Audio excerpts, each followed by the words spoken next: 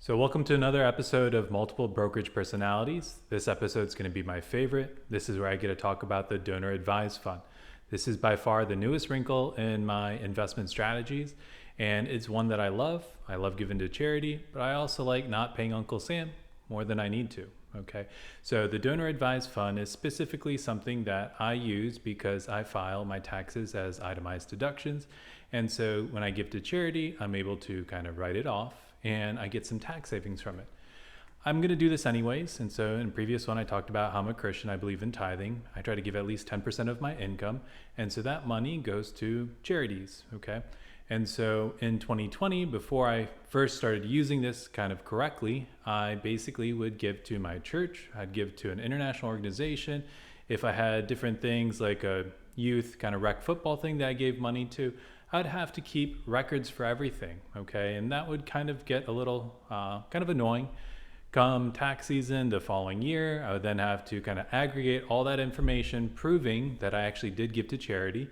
And so it's kind of a bit of a pain in the butt. And so the first advantage of a donor advised fund is simply I get to go ahead and put all that money that would have given into a donor advised fund, and that's all I need for tax purposes. I just say I gave X number of dollars to my Fidelity DAF or donor advised fund, and then that's it.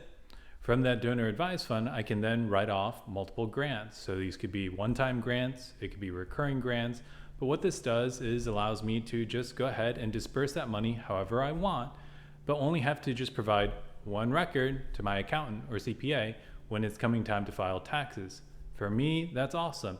I'm not just giving to one organization. I'm trying to give locally, I'm trying to give nationally, I'm trying to give internationally, and randomly there are things that are just popping up. So like my wife, she works for the Boys and Girls Club, and so periodically they do a fundraiser in October, and so I write a check. Now I can do it through the donor advised fund. I don't have to keep multiple records, and that makes my job a lot simpler when filing for taxes. And so that's one of the reasons why it makes me feel like a genius using a donor advised fund, okay? The second thing is more how I pair it with my individual brokerage account. So with my individual brokerage account, I am trying to kind of set investments that I think are going to perform well, that I'm going to hold for the long term. I kind of talked previously about tax loss harvesting. So if I picked a lemon, I get rid of it.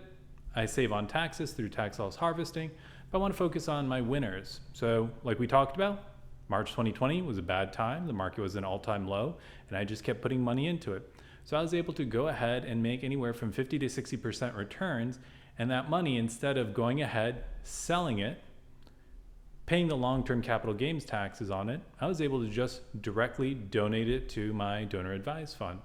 So let's say I had $15,000 of ETFs in, let's say, VT, FDIS, and FTech. Those are the three I use, but let's say I had $15,000. And let's say it had about 50% gains on it. So that means $10,000 turned into $15,000. I could give the full $15,000 to my donor advised fund, and then that $15,000 I fully get credit. That's a $15,000 tax deduction for me. But it was only $10,000 of invested money for me. So that extra $5,000, I don't have to pay long-term capital gains tax. And so for me, in a high income tax bracket, that's 20%. So that's 1 out of 5, or about $1,000 of extra savings. So that's $1,000 extra dollars that I get to give to my donor advised fund. I am conservative. I'm probably sure some of you have picked up on that, but I don't trust the government to manage my money well. I've worked in the VA system for kind of part of my residency, and it's a little inefficient. I think the vets are great, but the VA system can be a little clunky. And so for me personally, I would rather just go ahead, give money to a nonprofit that I think is going to be better equipped to make better use of that money, make it a little bit more effective. Doesn't matter if you're on the left or right. I'm sure we all don't really like politicians and think they're just kind of wasting a little bit of time. But anyways, I kind of digress. From a donor advised perspective, it just helps to take your winners and donate to charity if you're going to do it anyways. Instead of me just giving $15,000 to charity, I was able to just give $10,000 worth of investments that actually gave me credit for 15. So that's one of the new wrinkles that I like to use the donor advised fund for. Another way that I started to use it again was kind of rebalancing my portfolio. So we've been talking about market corrections for a while. We haven't really experienced it, but it's always on the back of my mind. So for the rest of 2021, anytime any of my long-term holdings were kind of going to that 50% mark, I would just go ahead and donate it to my donor advised fund. I'm lucky in the sense that I don't really need that money on hand, and so I can just go ahead and contribute not just for the money I'm going to do for 2021, but I can do contributions for the future of 2022. And so while I might do 10% now, I could also start getting a move on 10% for 2022, and that's another kind of advantage of the donor advised fund that I want to talk to you about. And so that's kind of number 3. You can basically supercharge your donor advised fund, and that means that you can do multiple years worth of contributions in 1 year to kind of manage or maximize the tax savings.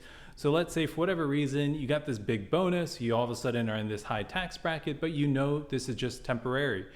You could just go ahead and give until you drop back into that lower tax bracket. And then the following year, when you go back to your normal tax bracket, you just don't give that year because you already did it the previous year.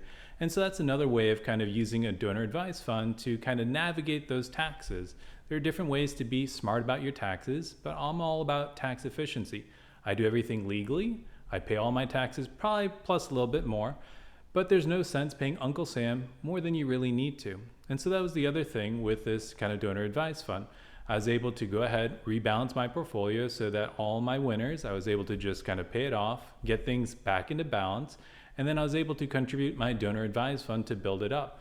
That money just sits there. I'm not just giving it away as quickly as I'm putting it into the donor advised fund. I'm letting it sit there. So I have around $65,000 in my donor advised fund, and that's invested in the stock market. It's just like a total stock market ETF that's in, so it's a low expense ratio, and that money just sits there. I do grants kind of on the monthly, but by and large, I'm trying to have that money also grow. So the nice thing about this is not only did I move the money into a donor advised fund to realize some of my profits, to lock in those gains, but I never actually got out of the market with that money. That money was just reallocated or reclassified in my donor advised fund, and it's still getting exposure to the market so that it can grow. And when the time is ready, it'll just be given out as kind of distributions to the charities of my choice. One of my ultimate goals with the donor advised fund is actually to raise $1 million in it. For me, I think it'd be awesome if I could get average returns about 10% on $1 million. That's $100,000. I could potentially give $100,000 every year if I can get this donor advised fund to $1 million. And so that means every year $100,000 without touching the principal. I think that's freaking awesome. So for me personally, when I'm dead, that thing could keep going and going and going. And that's the kind of legacy impact that I'm after. Not only do I want to teach people about personal finance, help build out financial literacy, but I want to do charitable giving. So if I do ever make money on this channel and stop running it at a loss, honestly, I'm going to try to figure out ways to get as much money from all the side hustle stuff that I'm doing here into a donor advised fund so I can reach that goal of $1 million.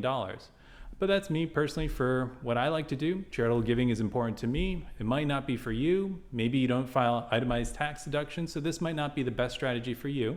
But it's something that's near and dear to my heart, and so I just wanted to share it with y'all. And so let me know what you have to think about it in the comments. If there are any other topics, let me know. I think some of the other things I'll probably talk about before I get to maybe Robinhood, my coin will be the employer 401k, and then my HSA. So still got a couple more episodes to go. But again, leave some comments with some ideas because I need to think of a new kind of series so that I can get in front of a camera instead of just going back to strictly all whiteboards. Thanks for listening.